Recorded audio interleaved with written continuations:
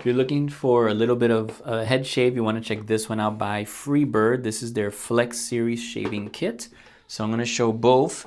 I know I am not bald, so I can't say that I've used this to shave my head, but you can use it even if you wanted to just shave your beard a little bit and all of that. So it's just like this. The head comes right off, as you can see.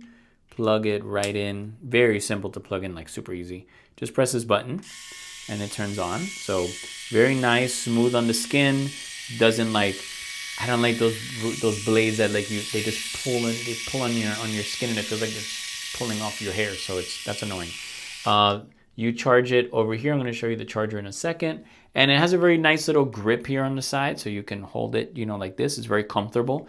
And I like the color too. I don't know. I just like the color. And yeah, so that's basically it. And then I'll show you everything else it comes with. The head comes with its little cover, just like that. So you can put that there. Has a nice little welcome to the family, you know, warranty and all of that right here. And this is everything else that it comes with.